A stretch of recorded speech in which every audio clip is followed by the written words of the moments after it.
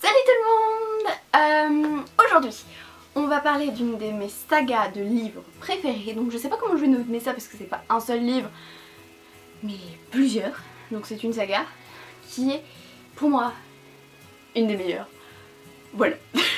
Alors, je dis une des meilleures, mais à mon niveau, hein, ne vous inquiétez pas, je dis pas que c'est the best of the world.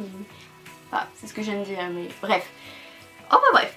Pour moi, c'est une des sagas littéraires qui a marqué mon adolescence et dont je voulais vous parler parce que si jamais il y a des jeunes adolescentes qui me regardent, je la conseille vivement parce que c'est une qui m'a beaucoup aidée au collège / lycée. Donc surtout collège, mais donc voilà. Donc vous avez dû le voir sur le titre de la vidéo. Donc je vais vous parler aujourd'hui de la saga Journal d'une princesse. Alors oui, ça semble très genre cliché, très mignon, très petite. Et oui, c'est très petite fille, mais c'est une des meilleures sagas littéraires du monde. Je l'adore, oh mon dieu. Et donc voilà. Alors donc, pour présenter Journal d'une princesse, donc c'est écrit par Meg Cabot. Alors je prononce Meg Cabot, mais j'ai l'impression que c'est Meg Cabot, ce qu'il faudrait dire. Mais bon, bref, voilà. J'ai un cheveu qui veut me manger. Donc Meg Cabot, qui est une auteure qui est juste génialissime. Voilà. Et j'ai deux livres, donc j'ai le Journal d'une princesse et un autre bouquin que je risque de fortement vous faire une vidéo dessus parce que littéralement j'ai dû lire ce livre une vingtaine de fois pendant le collège / lycée parce que tellement je le kiffe ce livre. Bref, donc voilà, donc Journal d'une princesse, voilà. Oui, donc ça semble très girly, très princesse, très Disney. Quoique j'aime dire Disney, mais c'est une très mauvaise idée de dire ça. Bref, ça semble très, comment dire, cheesy, je sais pas comment dire en français, mais enfin bref, ça fait un peu girly. Mais ce que vous ne savez pas, c'est que cette série m'a sauvé la vie. Même pas. Qu'est-ce que c'est Journal d'une princesse? C'est l'histoire de Mia Thermopolis qui à 14 ans, découvre que elle est l'héritière du trône d'une petite principauté qui se trouve entre l'Italie et la France, le pays de Génovie. Ou Genovia, non, en français c'est Génovie je crois. J'ai un doute. Bah bref, entre Génovie et Genovia, il n'y a pas grand chose. Ne cherchez pas sur une carte parce que non, ça n'existe pas, mais ça fait un petit clin d'œil à Monaco quand même. Et donc Mia qui habite à New York avec sa mère qui est donc divorcée, qui n'a jamais connu son père, découvre qu'en fait son père est un prince. et donc du coup voilà. Donc sa grand-mère, la grande Clarisse, si vous avez lu le bouquin, voilà, vous connaissez la grand-mère. Mais donc voilà. Oui, c'est Genovia, bravo. Alors, c'est pas Genovie, c'est Genovia. Voilà. Donc, elle est au collège et elle apprend à 14 ans. Donc, à 14 ans, oui, ça fait quoi? Ça fait la... Ça fait quoi, la 4ème? 5ème? Bref, vous imaginez, vous, en 4ème, genre, bonjour, je suis une princesse. Et sauf que, justement, il y en a beaucoup qui seraient tellement heureuses d'être princesse.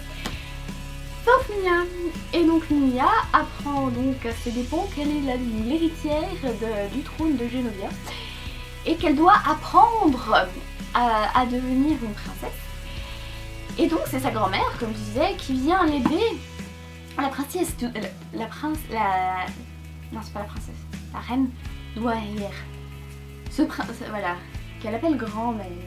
Voilà, donc sa grand-mère vient à New York pour l'aider à agir comme une princesse. Voilà pour le speech. Peut-être que certaines d'entre vous ont entendu parler de Journal d'une princesse parce que ça a été adapté au cinéma par le titre magnifique de Princesse malgré elle avec Anna Hathaway et Julie Andrews. Donc je ferai certainement une vidéo parallèle entre le bouquin et le film. Et si ça vous dit, mais je pense que je le ferai parce qu'il y a quand même matière à lire. C'est par le film que j'ai découvert le livre. J'ai 10 tomes.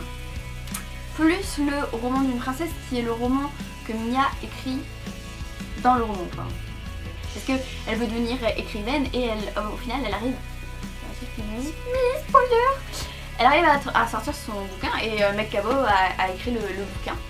Sauf que récemment j'ai appris qu'elle avait continué. Et moi j'étais arrêtée au 10e tome qui je pensais était la fin. Mais non! Il y a un 11e tome. Alors je me tâte à le lire et à l'acheter. Mais ça fait tellement partie de moi que même si j'ai beau avoir bientôt 21 ans, je vais le lire. Voilà. Surtout que c'est cool quand même parce que là le tome 11 est quand même Mia après l'université. Donc voilà. Et puis moi c'est... Journal d'une princesse a une place particulière dans mon petit cœur parce que c'est un des premiers sujets de conversation que j'ai eu avec ma meilleure amie en 5ème.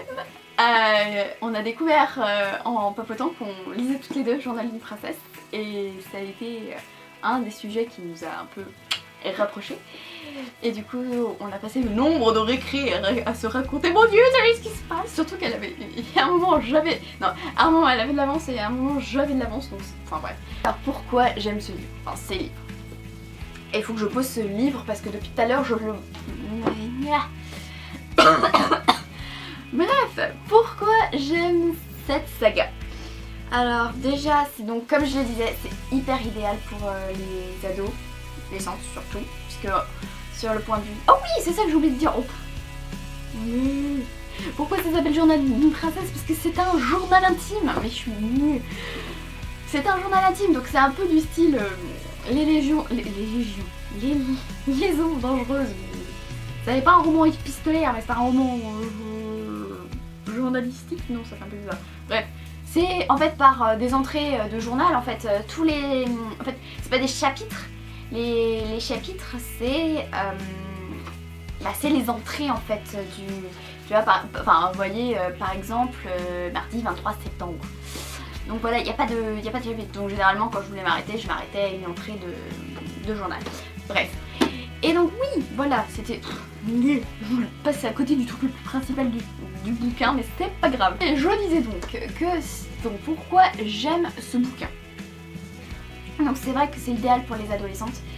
Ça permet d'avoir des sujets qui nous touchent toutes à ce moment-là. Et donc vu que c'est vu que c'est écrit sous le point de vue d'un journal, vu que c'est écrit à la manière d'un journal, on a vraiment le point de vue intime et intérieur de Mia. Donc ce qui permet d'avoir vraiment son ressenti. C'est écrit à la première personne, donc c'est vraiment, on a vraiment l'impression, quand on le lit, on a l'impression d'être dans l'intimité de Mia. Et c'est vrai que c'est super facile à lire, ça c'est vraiment un des trucs génialissimes avec ce bouquin, c'est que c'est lu mais super rapidement et c'est vrai que ça permet ça permet à la lectrice de se sentir beaucoup plus proche de Mia et de comprendre ce qui lui arrive malgré en mettant de côté le truc royal qui risque fort peu de vous arriver. Franchement elle passe par les mêmes problèmes qu'on a à l'adolescence parce que Mia c'est quelqu'un qui est pas du tout en confiance en elle et d'ailleurs c'est ce que je voulais dire aussi après, c'est que pourquoi j'adore ce bouquin c'est grâce au personnage de Mia. Mia c'est vraiment, c'est pas la petite fille, c'est pas l'ado parfaite qui a le corps parfait, elle est plate comme une planche à repasser, c'est elle-même qui le dit.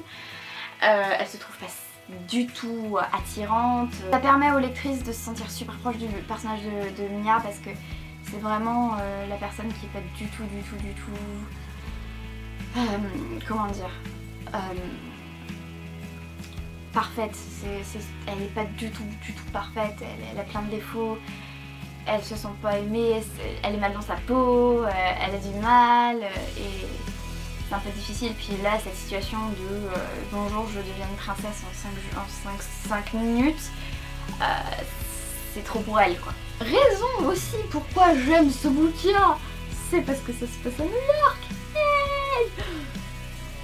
Et voilà. Et même si bon dans le bouquin on voit pas autant, enfin on voit pas, c'est pas une image, c'est un livre, merci. Mais ça permet d'avoir une vue un peu de New York avec les lieux, comment ça se... avec les blocs et tout ça, enfin j'aime beaucoup, on est vraiment plongé dans l'univers, n'oublie pas qu'on est à New York. Puis surtout moi ce que j'adore c'est que l'histoire est super bien ficelée, elle nous tient en haleine, les fins de tome c'était une horreur pour moi parce que j'avais qu'une envie c'était de savoir la suite, surtout que ça s'arrête forcément sur un cliffhanger et donc t'es là genre mais ouais, non c'est vraiment, l'histoire est vraiment bien ficelée. Elle est pas si facile que ça parce que c'est pas un happy ever after. Enfin, ça arrive mais il y a toujours, dans tous les tomes, il y a quelque chose qui arrive qui fait que je te dis mais putain, mais punaise comment ça va se terminer cette histoire. Donc c'est vrai que l'histoire est vraiment prenante. Alors oui, comme voilà, j'ai beau avoir plus de 20 ans et que ça fait longtemps que moi l'adolescence c'était un peu... Bon oui, je rentre dans l'âge adulte, il faut que je me dise ça. Voilà. Mais je ne pourrais jamais m'en séparer, c'est vraiment les bouquins. Alors je me suis séparée de beaucoup de bouquins, genre la bibliothèque rose que j'avais, parce que bon voilà, vaut mieux que ça plaise à des enfants plutôt qu'à moi qui ne le liraient plus jamais. Mais alors, les journaux d'une princesse, mais niet. Et je sais que ma meilleure amie aussi, elle me l'a dit, genre niet, on n'y touche pas, mes journaux d'une princesse. Et donc du coup, ah non, ça c'est le truc. Et puis je pense qu'un jour je me les relirai. Alors ça va, du point de vue de quelqu'un qui a beaucoup, enfin qui a plus d'expérience, ça va être un peu bizarre, ça va faire un peu genre cruche. Mais voilà, mais c'est vraiment une histoire qui me tient à cœur, c'est un bouquin qui me tient à cœur parce que c'est un des premiers bouquins que j'ai vraiment accroché et ça m'a... C'est la saga qui m'a fait enclencher toutes mon envie de lecture, même si j'aimais beaucoup lire, mais voilà, j'étais en 5ème donc en école primaire je lisais pas beaucoup, et puis 6ème on arrive, on me dit ah il faut lire, et puis tu fais je vais pas lire. Enfin, c'est pas que j'aimais pas lire, mais ça m'a vraiment... Puis surtout, c'est la première saga que j'ai lue, donc ça m'a entraînée sur d'autres sagas. Et non, c'est pour ça que ce bouquin, cette saga me tient tellement à cœur. Donc c'est pour ça que je voulais vous en parler. Donc je la conseille fortement à toutes les ados qui sont au collège. Parce que, donc oui, comme je disais, ça commence quand elle a 14 ans. Et comment dire, là le dernier tome que j'avais lu, donc le 10, elle devait être fin lycée, je crois, oui, puisque à la fin elle a ses lettres d'université, donc elle était en train de choisir. Donc voilà, donc ça permet d'aller vraiment du collège au lycée, / même université si j'arrive à lire le tome 11. Donc c'est vrai que moi j'ai grandi avec Nia, donc c'est vrai que ça permet de lire des trucs qui peuvent nous concerner à l'âge où on a. Mais c'est vrai que je sais pas ce que ça peut donner comme première lecture à un adulte parce que ça risque d'être un peu gnognon comme on dit. Donc oui, comme je disais, c'est girly, c'est un peu bonbon rose et tout ça. Donc je pense pas qu'une adulte puisse autant aimer le bouquin qu'une ado qui en a besoin, surtout qui est un peu en perte de repère. Franchement, voilà. Donc je pense très sérieusement que oui, je vais m'offrir le dernier tome. Parce qu'il faut que je boucle la boucle. Pensant l'avoir déjà terminé, mais bon voilà. Ce qui va être un peu pénible, c'est que ça va pas être du tout de la même collection. Mais bon, bref. J'espère que ça vous a plu. Dites-moi ça si vous connaissiez déjà cette série, enfin cette saga avant, si vous l'avez déjà lu, si vous l'avez lu, dites-moi ça. Et puis j'espère vous avoir donné envie de lire ça. Puis moi je vous dis à bientôt.